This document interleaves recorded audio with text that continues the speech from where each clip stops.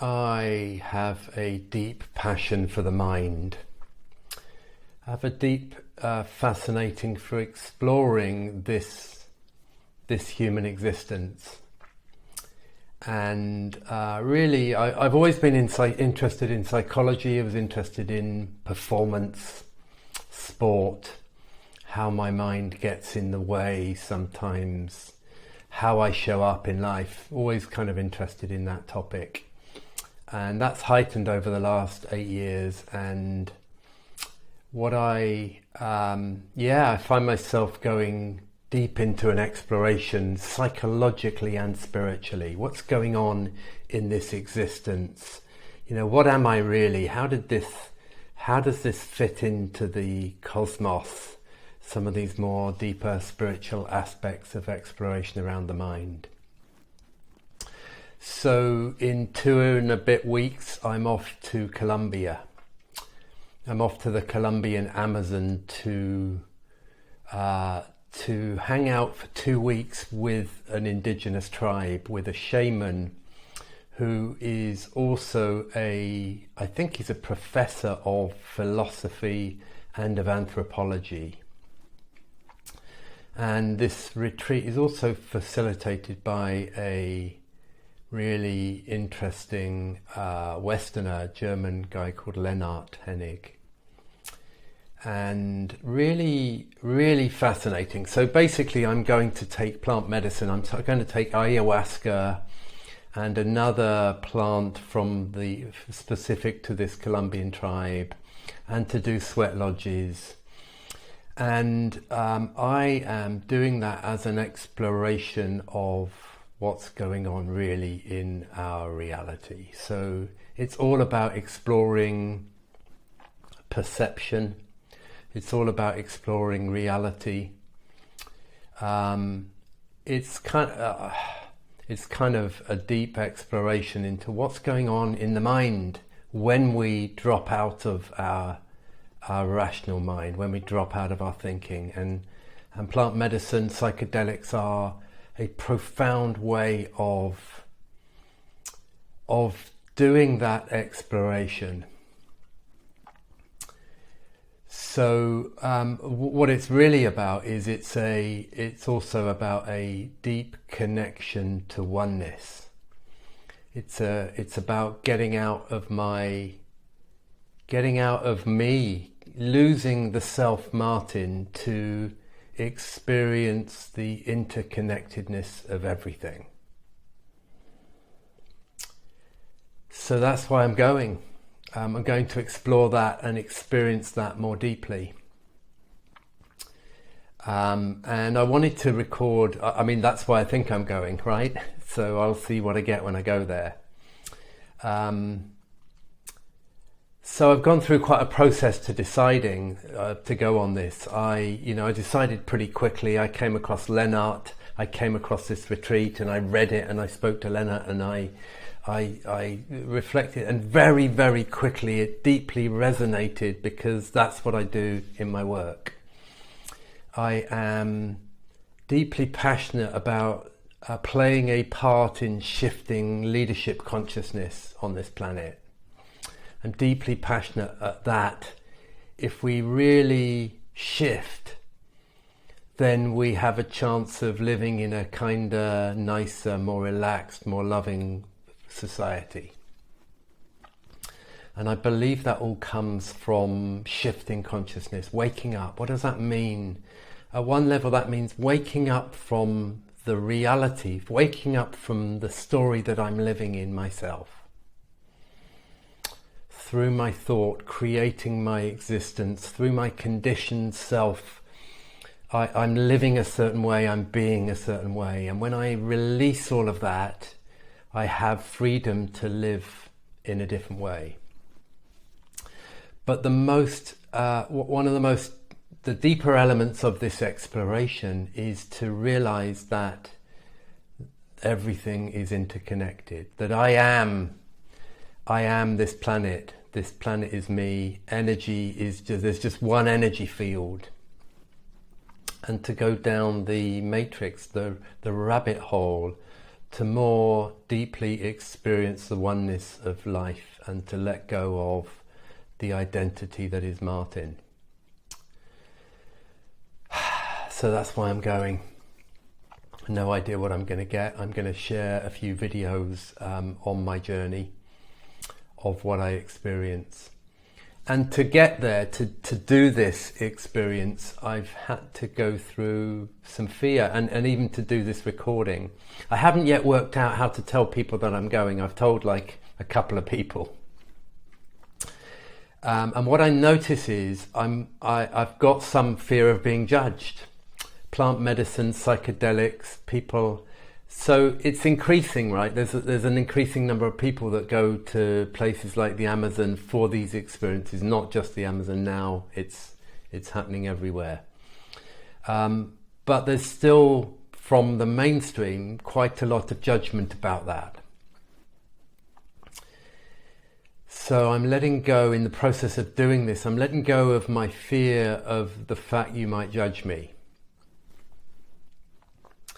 And as I put this out into the world, I'm letting go of any fears of that. Yeah, I'm also letting go of, so I've got an 18-year-old son doing A-levels. I'm letting go of my, I had some selfishness going on. It's like, I mean, is this selfish, taking 2 weeks out all on my own? Does my son need me? Is it right to leave?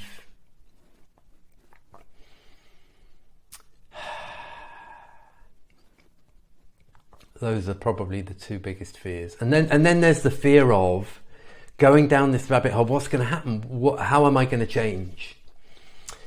If I shift consciousness to another level, what does that mean? What does that mean for how I'm going to live and what I'm going to do? And yeah, wow, what?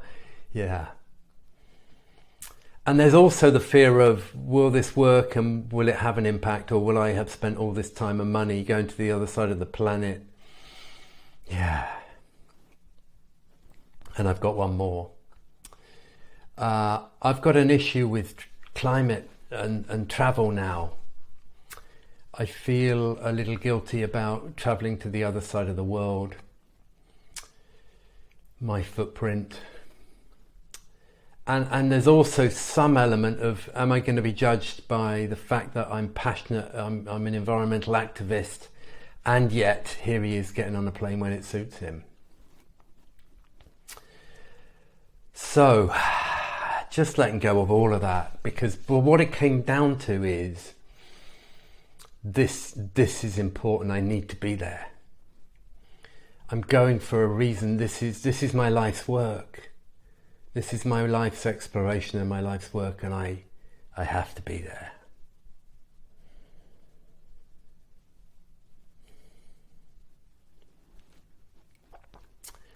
So, first video, thank you for listening. I'm going to share a few more as I have reflections and insights that are relevant. I'm really looking forward to sharing those with you. So it's the morning that I'm off to Colombia. Just wanted to sort of record something about feelings and preparation, and so how am I feeling? I've spent the last couple of weeks reading about the Kogi tribe, Kogi, and they created a documentary with a British journalist back in 1989.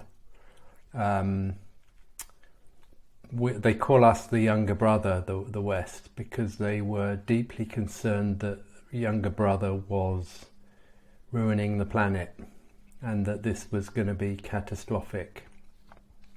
And they've got this sacred mountain where 30,000 of the tribe exist and live, and they consider this mountain sacred, and they've seen the changes occurring in the landscape. They've seen the port that's been built, and they've seen in all areas of the mountain how this has had an impact.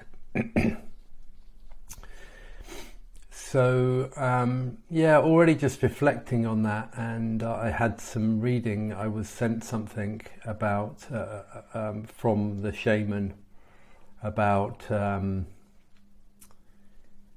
about Mother Earth and how their view is that before there was a people, there was an earth, and before there was an earth, there was just consciousness. So I'm looking forward to exploring that more deeply. But this article, this document that they sent me, was really looking at the fact that, you know, this planet originally was water. And then the earth came, and then life came. But when it was, but water is fundamental to existence. That everything has a significant component of water in it, and we require water for survival. We require it to drink. We require it to grow crops. It's the source of everything.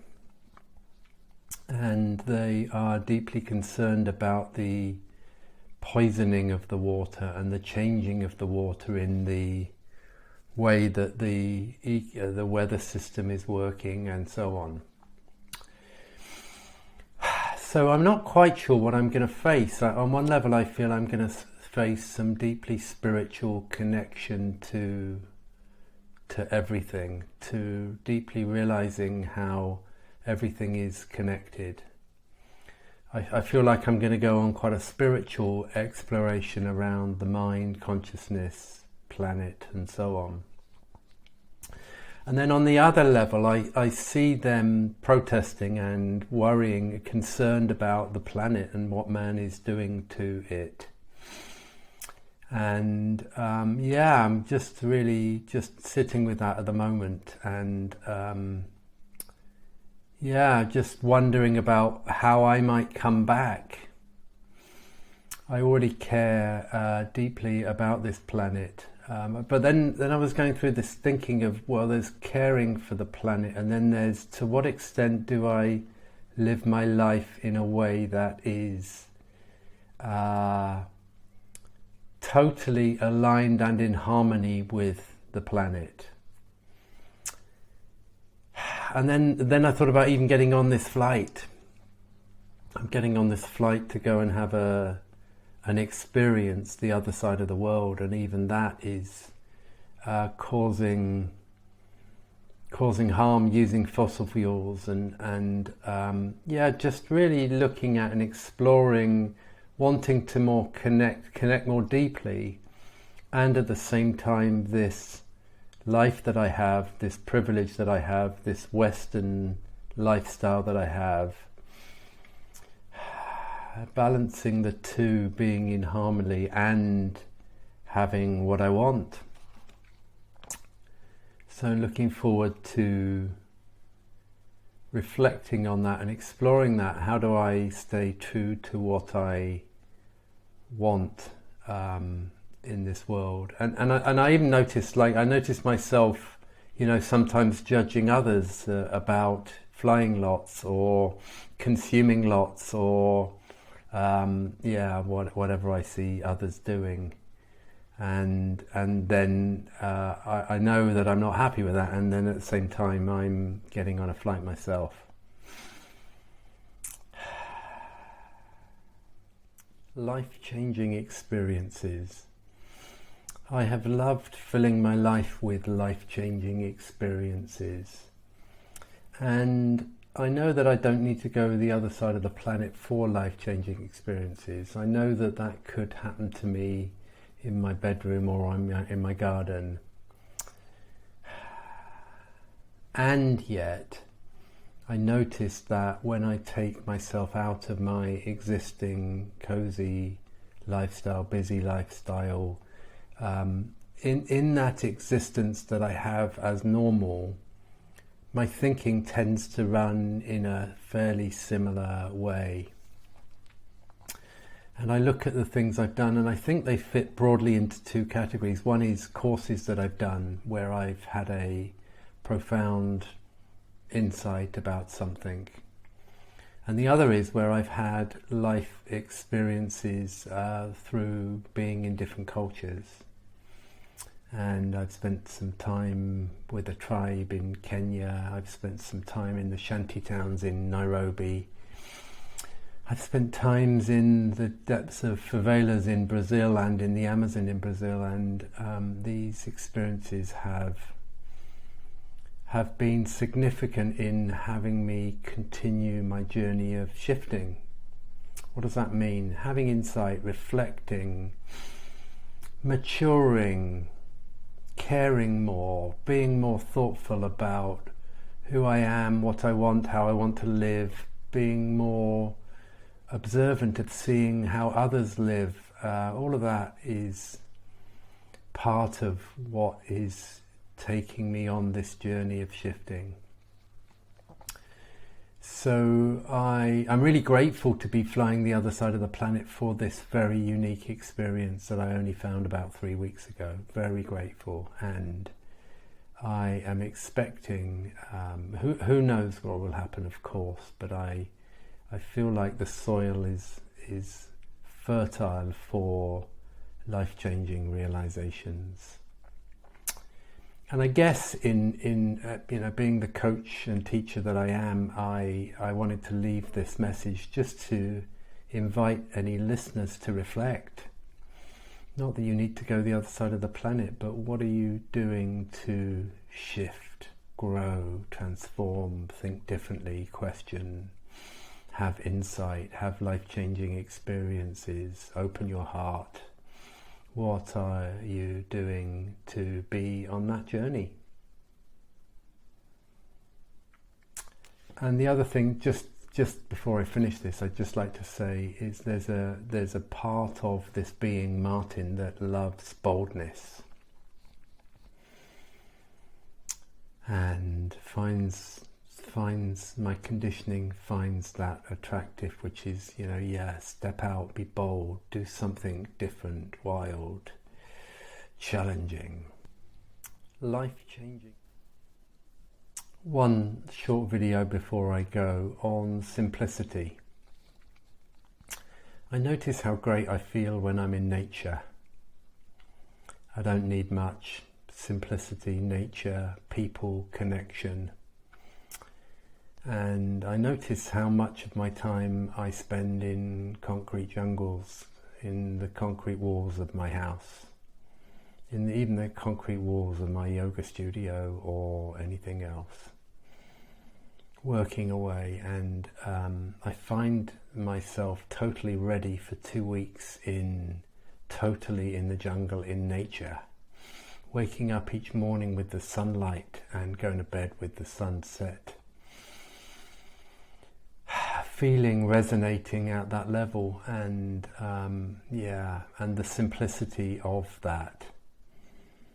Find myself already ready for that, linking into that, feeling that, and knowing that the existence I have here in the concrete way that I do isn't fully serving the essence of me and what I need. Well, hello. Day 3 in the jungle in the Colombian Andes. So I thought I'd send my first recording back to whoever would like to listen. So here I am. There's a maloca behind me, which is the ceremonial place for all indigenous ceremonies. I'm here quite near Pasto in the Colombian Andes, which is a flight north of Bogota, which is the capital of Colombia. Living in the jungle with a shaman and his family, with a small group, some Japanese, German, a Russian guy, an American. And we are on a 2-week exploration, a 2-week Sangha, exploring perception and reality from an indigenous perspective. And our shaman is an incredibly well-trained guy in many, many indigenous traditions. So we have the incredible benefit of his wisdom being shared with us each day. First of all, just having the time and the space to switch off, to be here deeply in nature, in the jungle, to be having quiet, no phone, no connection with the outside world, is a true privilege, unbelievable. Simply that one act, the impact that can have on the nervous system, being in nature and no contact, so no thinking about my family, what I've got to do for work, what I've got to eat, how I've got to be with my partner, whether I've got to run and do something right now. None of that needs to go on. And that, just as a start, creates a beautiful and sacred space for deeper reflection. So far we've been exploring perception from an indigenous perspective, from the traditions of the Amazon and this region.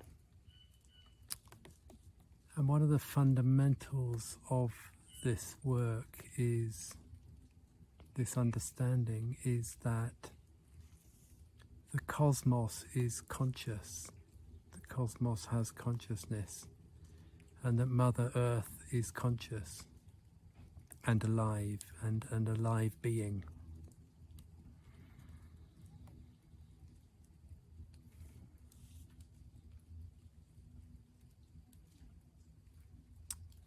So when that is really deeply, when that's really deeply explored, when everything's alive, when everything's conscious, when everything is perceiving, their connection to nature, their appreciation of nature, their experience of oneness,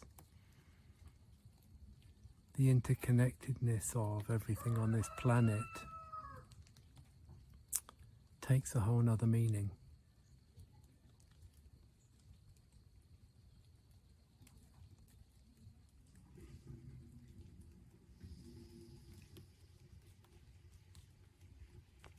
It means that they wouldn't do any harm to anything.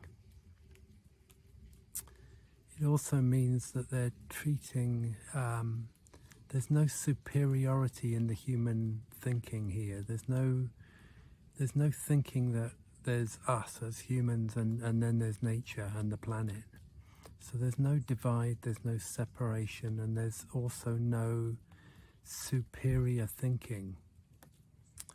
So there's no taking over nature or taking over anything. There's living in harmony with it, appreciating it exactly in the same way that we would appreciate another human being.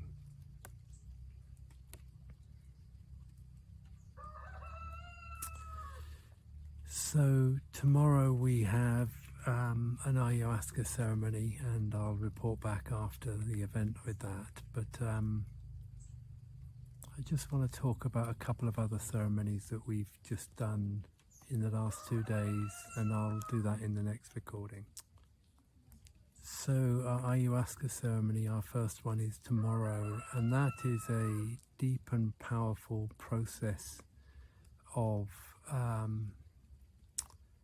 connection to everything and dissolving of the ego, dissolving of the self, and accessing another realm in terms of visions and messages from the cosmos, from the grand consciousness that exists. And so to be ready for that, in this tradition, we've been through 2 ceremonies in the last couple of days.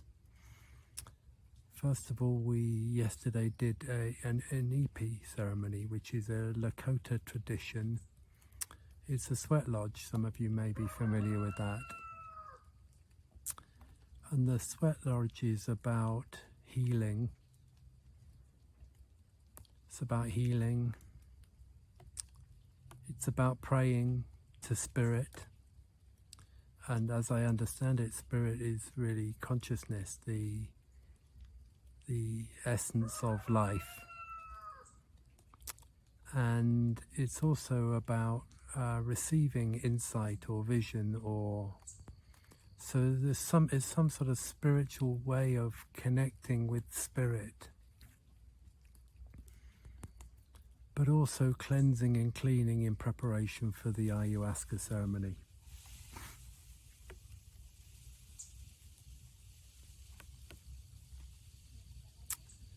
And as I go through these processes, I notice my mind quieten. I notice how soft I feel right now. And today's ceremony was a bath in, or more like a shower in, medicinal plants. So water mixed with aloe vera and lemon and salt, followed by another couple of showers with natural plants in them, lemongrass and a couple of others. And again, this is about cleansing and cleaning the spirit, cleansing and cleaning the body, and cleansing and cleaning the energy, so that we're ready for the ayahuasca. And because they see all plants as conscious beings,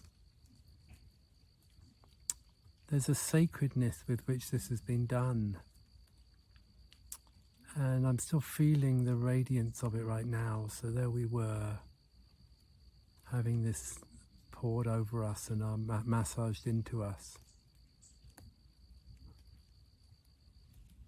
And it's like we're becoming the plant. It's like the plant is cleansing us, but we're in ceremony with the plant as it's being massaged into us, or as we're massaging it into ourselves.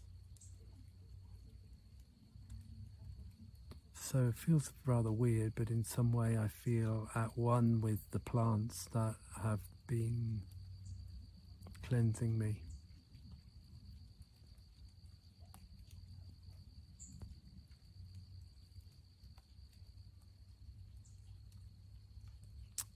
I shall finish now and look forward to talking to you again soon.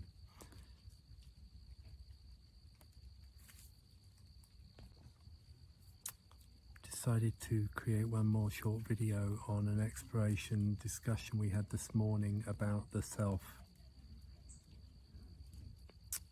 It's beautiful to hear our shaman talking about the dissolution of the self. In their tradition and their wisdom, there is no focus on the self,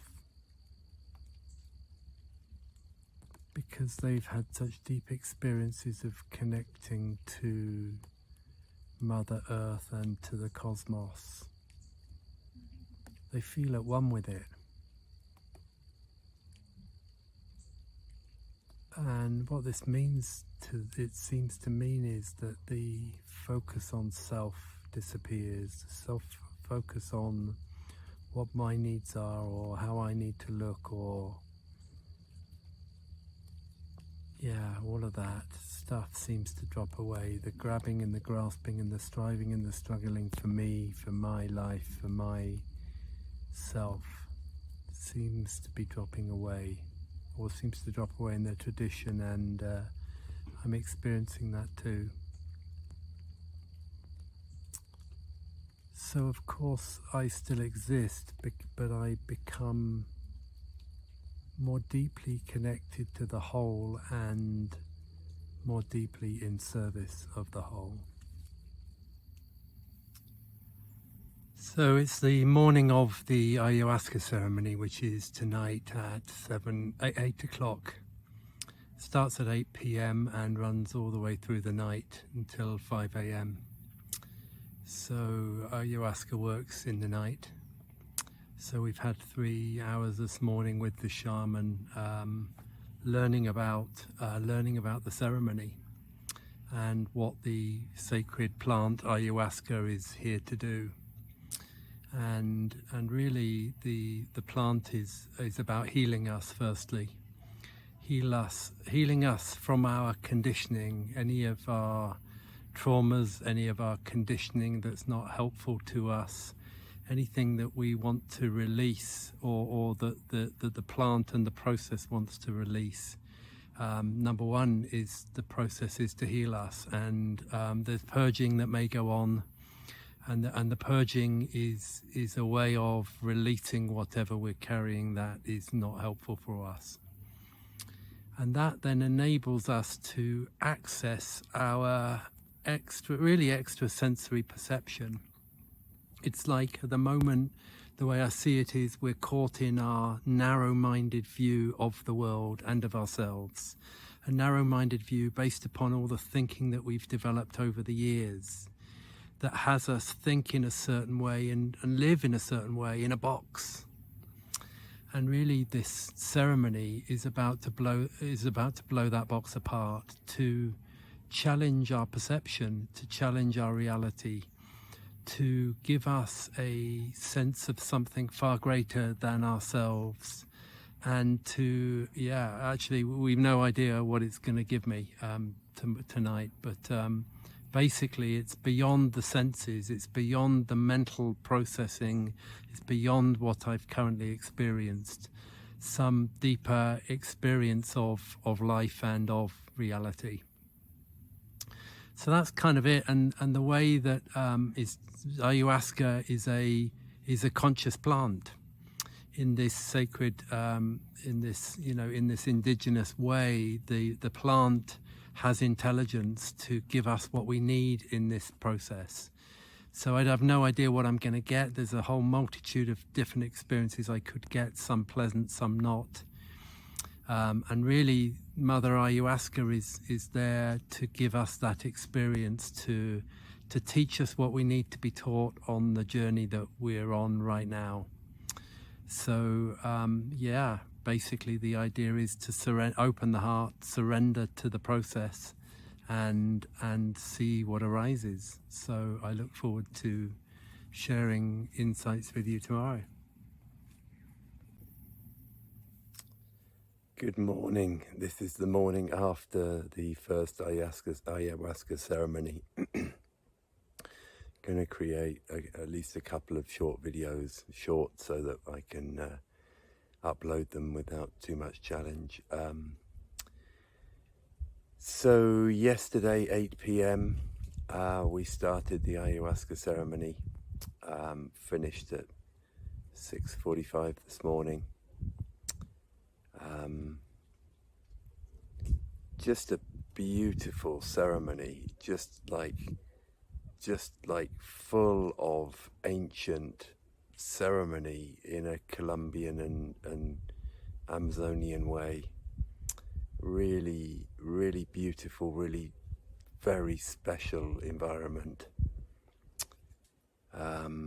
with the shaman and his team, I guess, and then all of us. So we started drinking ayahuasca at about 8, and through the night I had three drinks.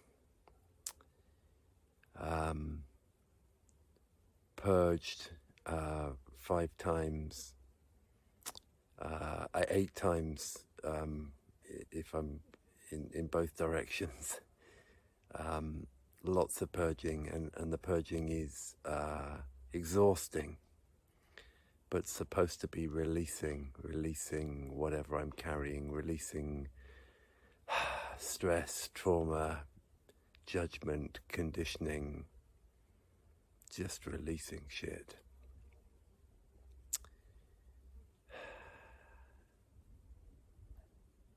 And then the other part of the ceremony really is then to sink in and see what arises.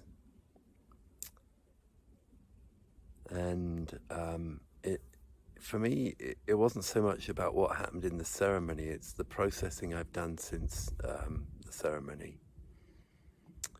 Done some processing in a group, I've done some processing on my own, and what it seemed to have done for me is create a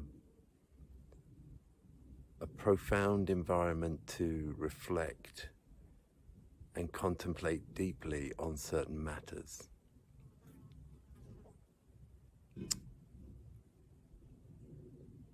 Like, life is so fast and so busy, and even when we do take time out, we're very immersed in the rational mind.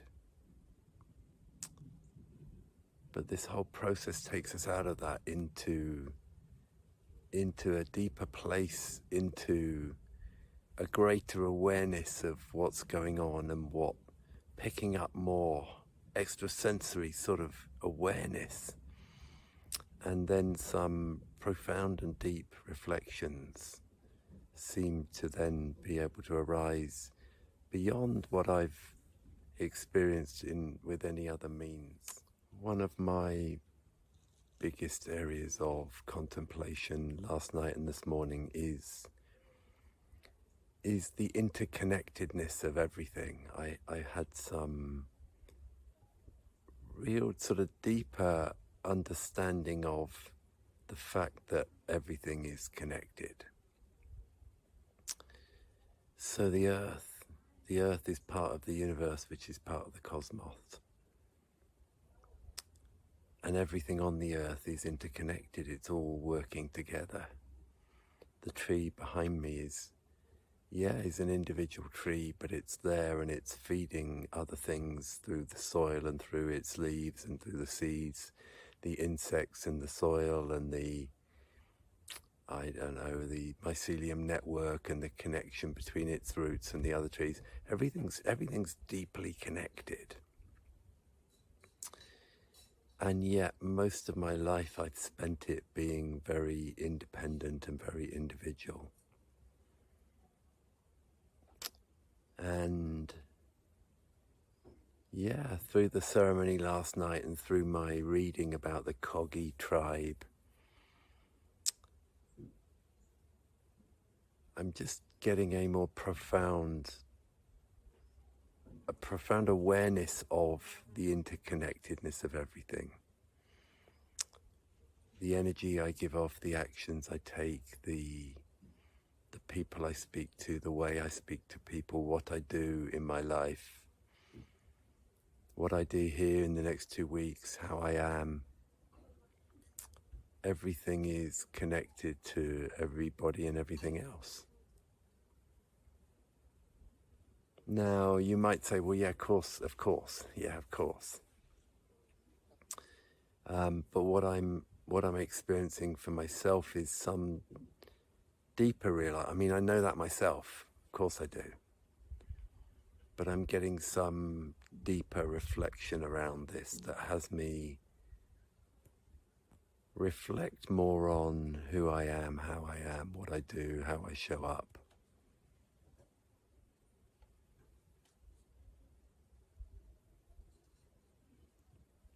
Yeah. The other element of this is,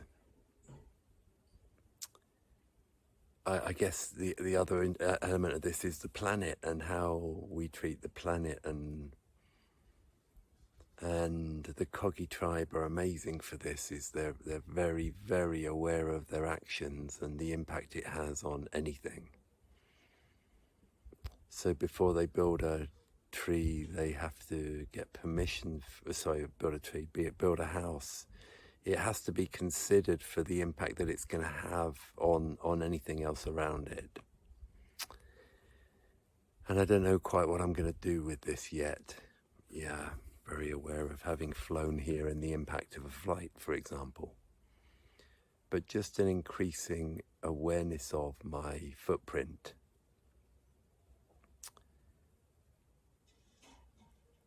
And if we all had this awareness, what that would do for the consideration we'd place before we built a house or built a dam or went to war or took our holidays, all over the place.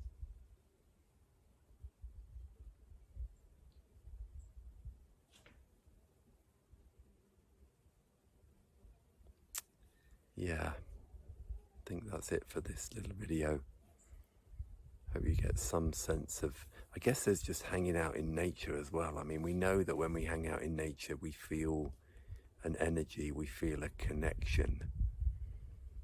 And for the last 4 days, I've been dwelling on that and sitting in it and experiencing it.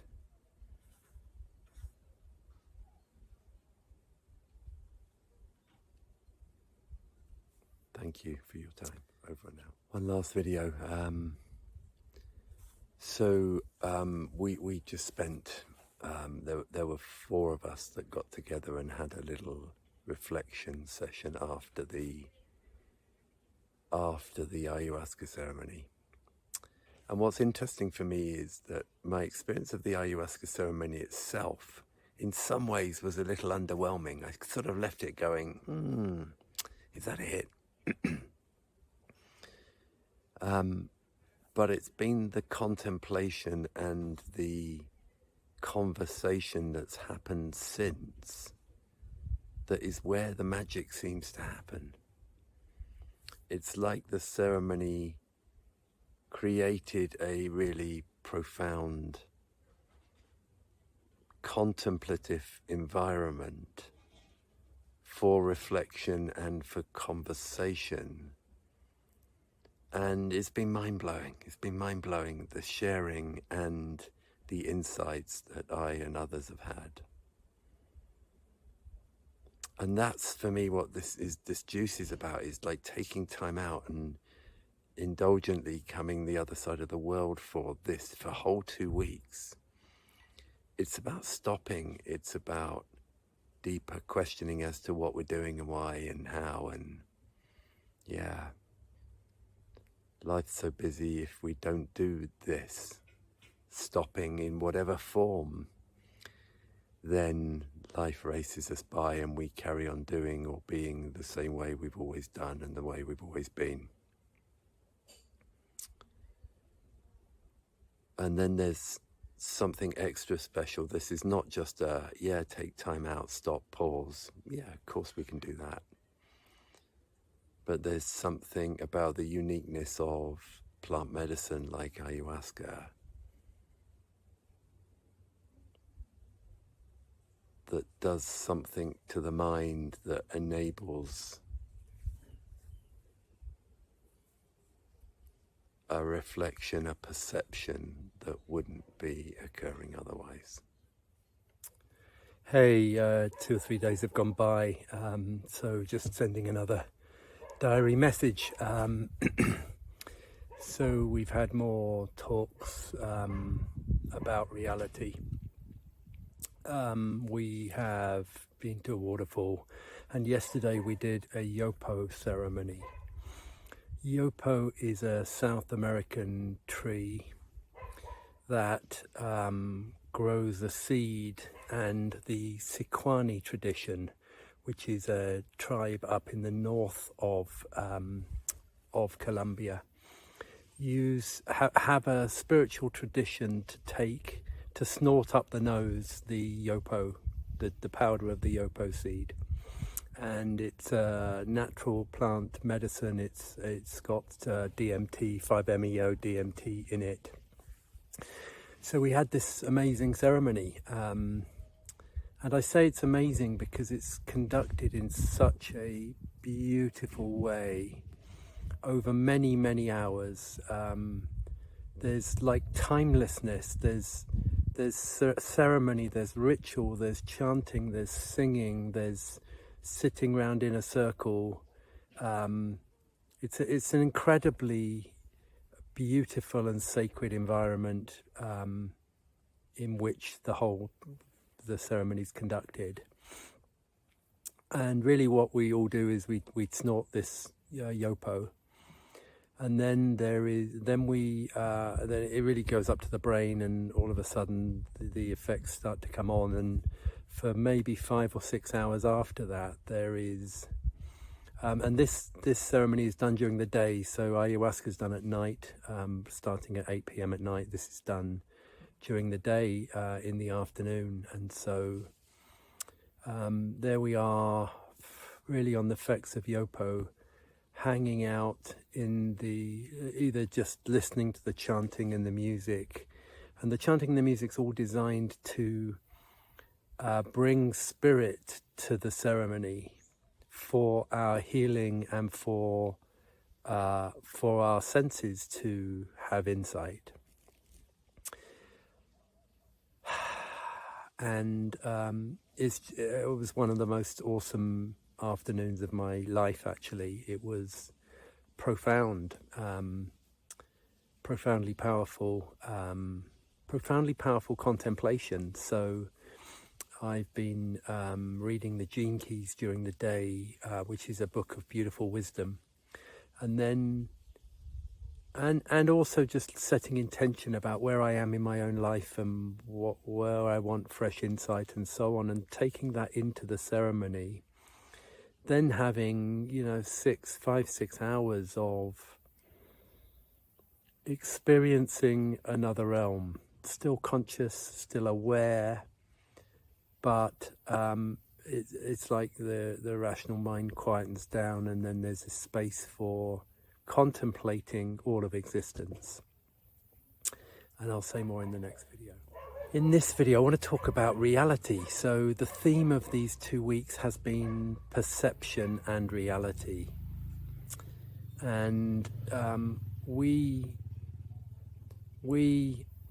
in our fast-paced lives, running around, mixing with the people we always mix with, doing the work we always do, we're in this little kind of microcosm, this quite narrow-minded view of a way of living life.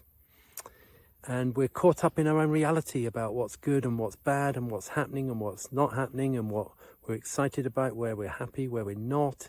We're very stuck in our own paradigms of the way that the world and life works. And one of the most beautiful things that I'm enjoying here is to really immerse myself in the wisdom of these indigenous traditions from Colombia and from South America, because using their ceremonies, some of which is the plant medicine, some of which is just ritual and chanting and prayer, they have a different reality of life.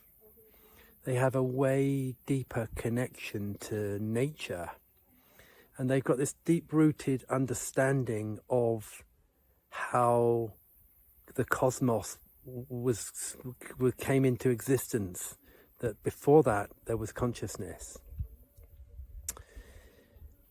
Now I could rabbit on that for a while, but the fundamentals of that is that there's intelligence in this cosmos. There's an incredible energy, there's an incredible intelligence that's going on that has conceived and created the physical cosmos, the physical planet that we exist on. And really what they do is they talk about that as Great Spirit, the Great Spirit,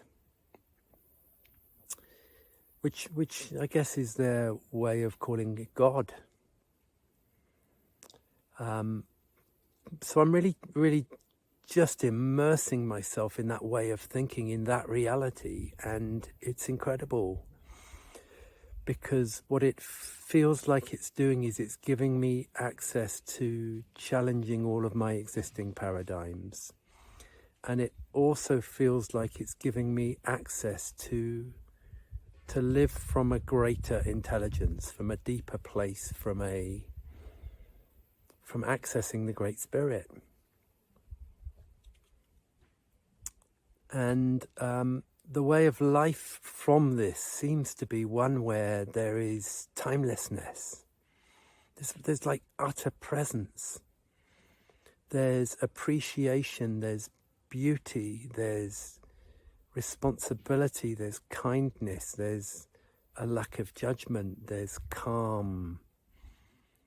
There's so many elements, there's so many traits and so many values that are fundamental for a beautiful life that seems to arise from the world that they live in and the way that they live.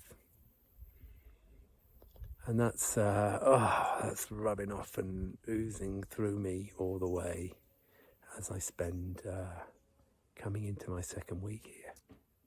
Another quick video. We went to a waterfall a couple of days ago, and this is a sacred pilgrimage for the Kogi tribe who go to this waterfall and have been for many years. And it's a sacred trip because their relationship to water is so fundamental to them. Water and earth, Mother Earth and the water on it, they see as fundamental to life, which of course it is, right? We are 70% water ourselves. We need to hydrate our bodies. We wash in it. It's all around us. It's fundamental to the ecosystem, the weather system, and so on. And so they get that deeply, and as a result, they worship water. So we went on this pilgrimage to a waterfall. When we got there, we sang songs and chanted to the waterfall and to thank the water. Again, they see there's a spirit in water, there's an energy in water that is also sacred to them. So they pray to it, they thank it. We went through this ceremony, and part of the ceremony was being whipped by nettles. Couldn't quite work that one out, but it was something to do with a spiritual releasing what is cleansing our bodies. So there was being whipped by nettles all over, absolutely all over, and then saying prayers and then going into the waterfall to cleanse. And on a physiological level, nettles move blood supply in the body, and then when you go into cold water straight after that, it is very enlivening. But then also on a spiritual level, the whole act was a way of worshipping the water and releasing any toxins, any stress or trauma in our own bodies. Yeah, so just wanted to share that I've been whipped by nettles as part of my journey in Colombia. Another quick hello again. Hi, I think I'm on day 9 here now, and tonight we've got our next Ayahuasca ceremony. So a night of exploration under the medicine of ayahuasca. This morning we had a session with Kajuyali, the shaman. We have lots of talks with him, giving us his deep understanding of indigenous traditions. He's late 60s, and he spent most of his life embedding himself in being taught by grandfathers and grandmothers of the traditions of his country. Not the traditions, the traditions of various indigenous tribes, of which there's 102 in Colombia. And he has spent years with a few of them in particular. And this morning's talk was on extrasensory perception. Extrasensory perception. How do we perceive something beyond our senses? And it occurs to me that in the West we we don't even use our five senses that well.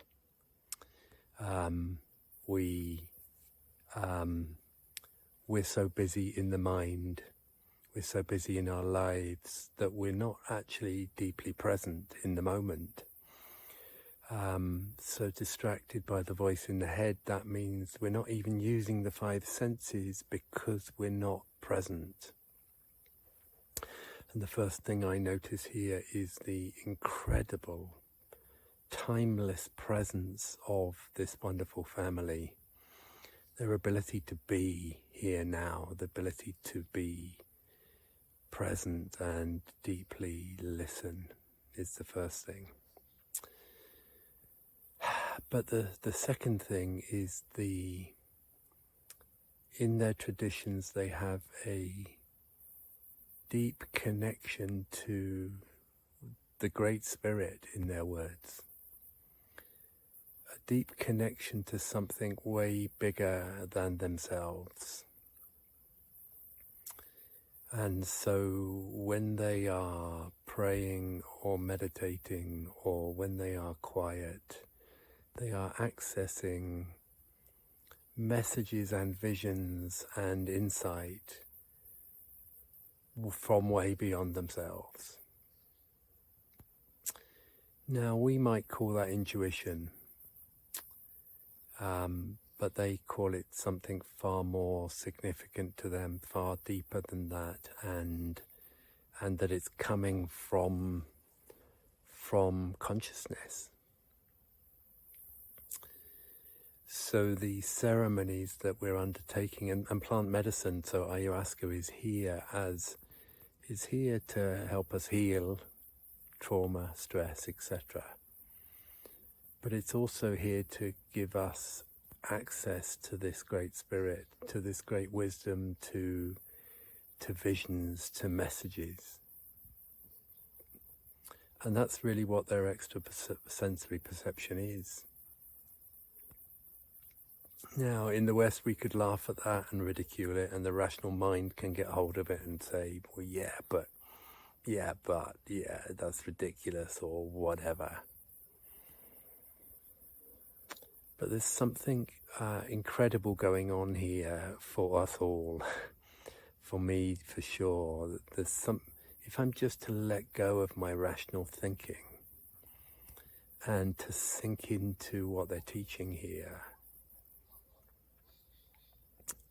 which I am, I begin to access something profound like I've not experienced before. And that's what these ceremonies are for with the plant medicine. So yeah, psychedelics are pretty trendy and popular in the whole world at the moment. But there's another dimension of it here, because it's not just about having some psychedelic. It's not about just releasing some trauma or something like that. No, it's actually about getting in touch with Mother Cosmos, Mother and Father Cosmos, getting in touch with this great spirit. And what that means is their life is guided. It's guided powerfully, amazingly.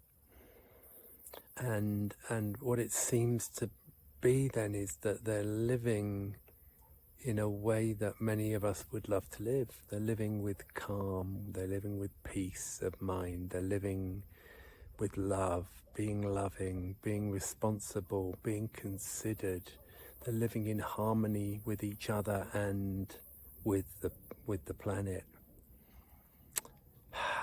Yeah. And this extrasensory perception is a part of that, is the ability to tune in to great wisdom. So I look forward to doing that tonight. I've really been trying this on. I've been really trying on the fact that Great Spirit is talking to me.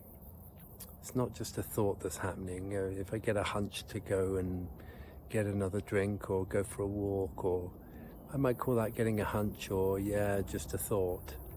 I'm sort of tuning into that into a different way and seeing that actually that could be what they're referring to as the Great Spirit when I am guided to do anything. And I'll report back after tonight, but I guess tonight again is another beautiful opportunity to really experience connection with this Great Spirit, experience connection with the cosmos. Just another short video I just wanted to capture. So one of the things that Kajuyali says is that there's the Great Spirit, which is consciousness, and there is just one pool of consciousness, but the consciousness, i.e. spirit, is in everything. It's in everything that exists, which is part of the cosmos. It's in my phone, it's in the trees, it's in the living animals, it's in the Malacca behind me, it's in everything. And so part of what they sometimes do is they speak to the spirit in things. It's a beautiful way of thinking. They talk to the spirit in the tree, they talk to the spirit in animals. If they've got a snake that's on a trail and they won't be frightened, or if there's a massive spider, like there's a tarantula that showed up near our Malacca the other day, our sleeping quarters, and of course there's no fear because we're not going to be attacked. We're not like, oh my God, it's an animal, it's going to get us. It's like actually they speak to it. They speak to the spirit of the tarantula to send it love and to ask to pass without doing any harm. Now listen, you might think I've gone bonkers, but you know, it's just such a profound way of living. Because what they're saying is everything is sacred. Everything has spirit in it. Everything has beauty in it, and everything is sacred. So this moment right now, wherever you are, is sacred. Whether something's going well or something's going badly, or whether it's a situation that's a conflict, it's still sacred. Whether there's issues with the climate or not, or obviously there are, right? But they can still embrace it as a sacred time in the world. And that's really impacted me. It's really impacted my thinking of supposing everything is sacred. Every interaction, every situation, every time, every object. And the other thing is just this, seeing the spirit, seeing the sacredness in everything. Hey, I just wanted to record this one in this beautiful area at the bottom of Nabi Nunhui, which is where we're staying. This is the Colombian Andes. Down in the south, we're down in the south of Colombia near Pasto.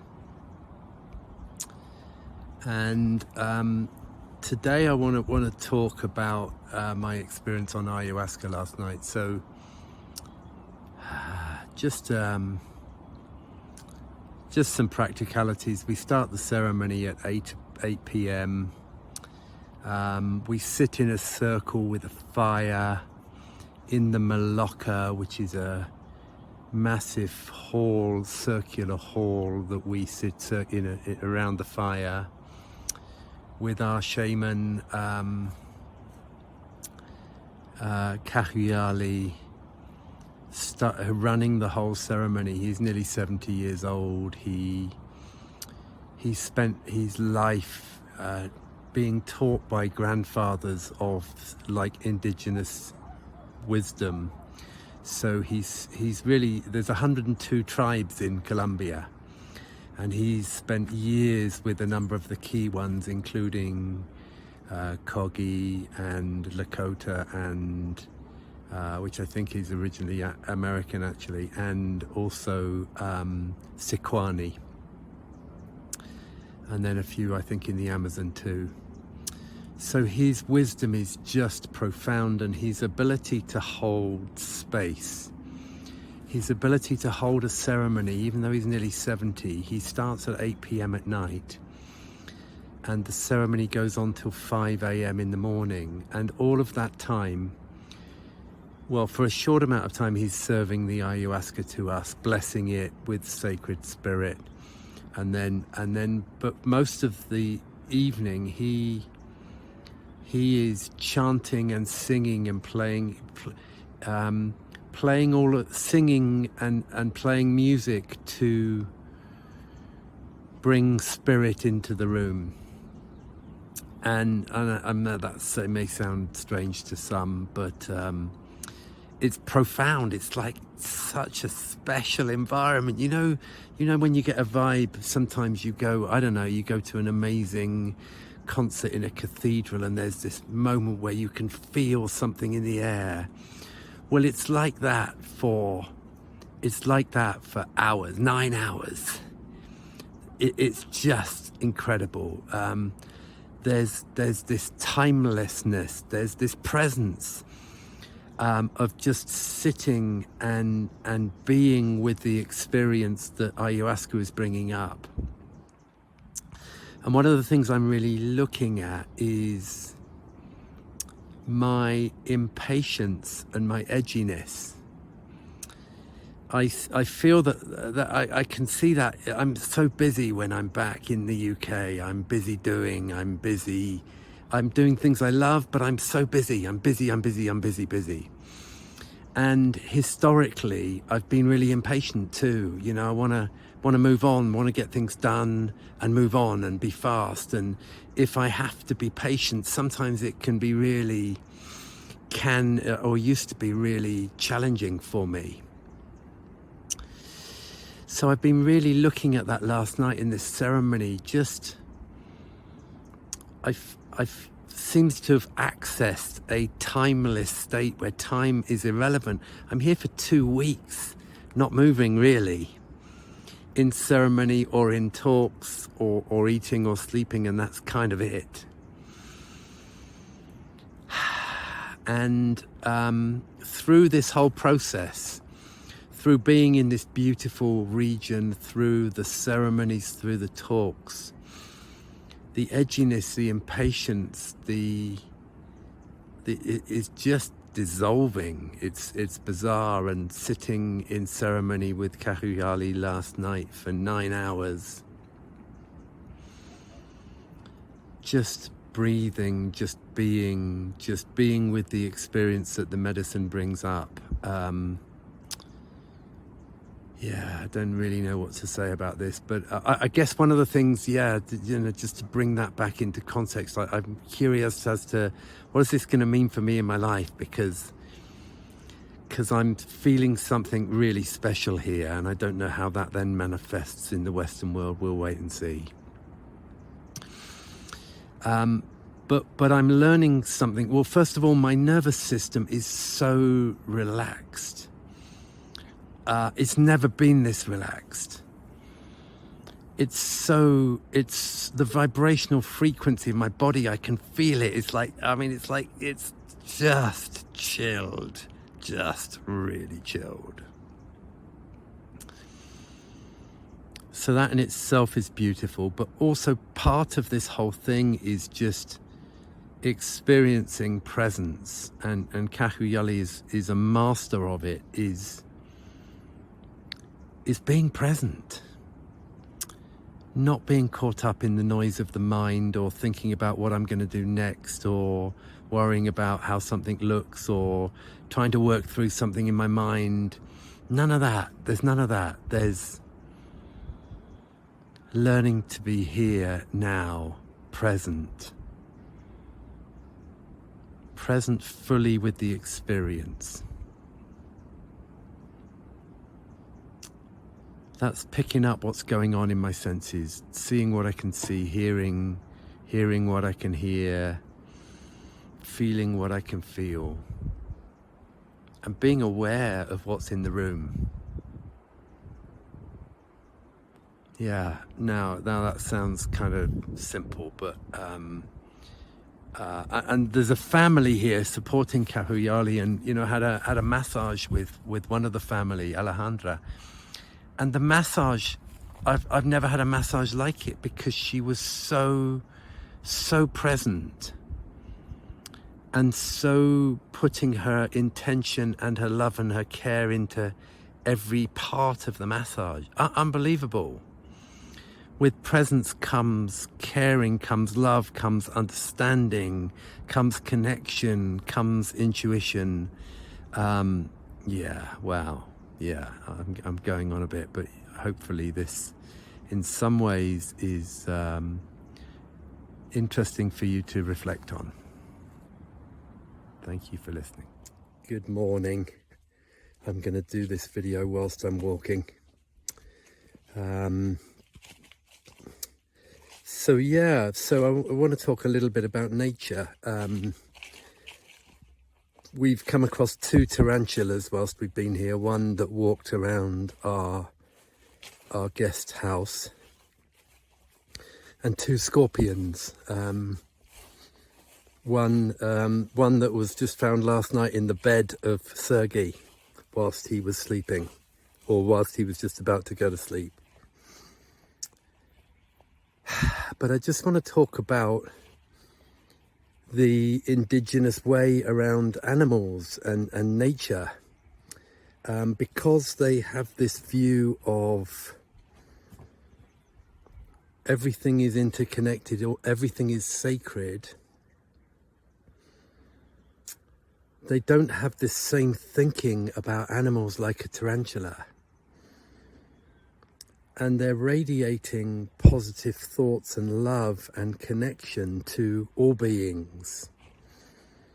So you know how when you see a dog, right? Well, often, when people see a dog, they're really positive, and they radiate positive thoughts and say nice things to the dog, and the dog responds.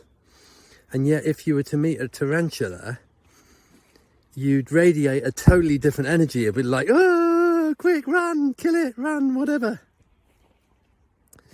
And of course, the animal then picks up on that. And I was thinking about this, is like we do this with people as well. Is like what we're saying with this tradition is that there's just thought, there's just consciousness pervading this whole earth and pervading this whole cosmos, and the thinking that we have and the energy that we radiate out has an impact, is felt by other beings, and inanimate beings and animate beings. So I've been playing with this, and I've been playing with looking at a tree and radiating love to it, looking at a scorpion, and not looking from the deep-rooted fear, but thinking that the animal is sacred and radiating positivity.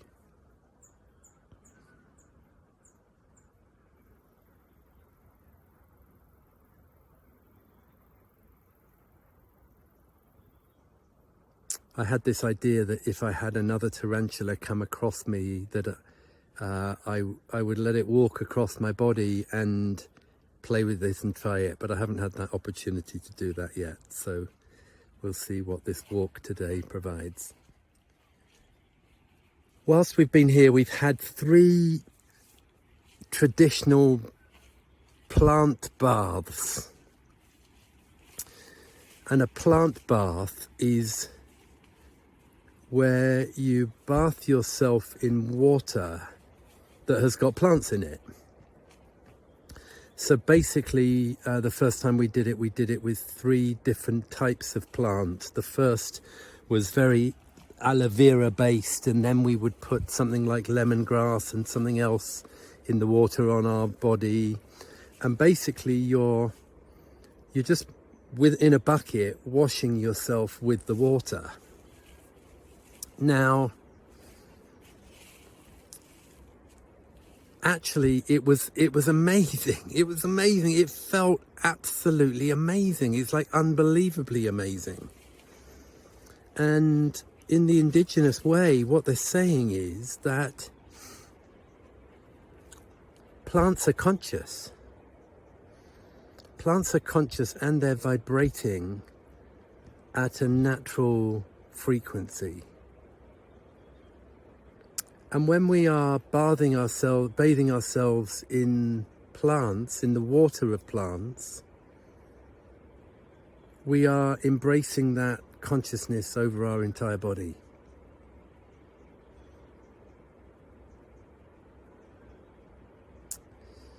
And I don't know how to explain this because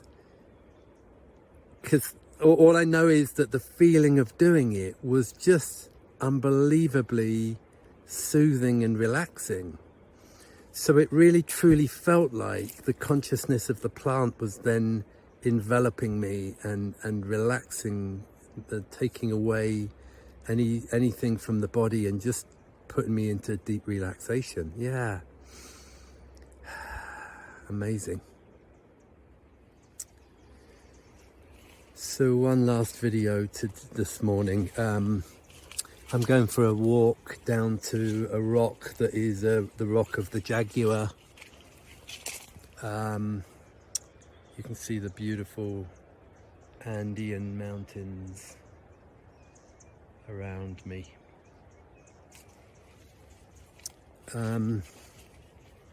And this video is why you should come here. Why you should come here. I'm thinking about bringing a group here for this experience. It's been so profound. Just take one quick more look at this area.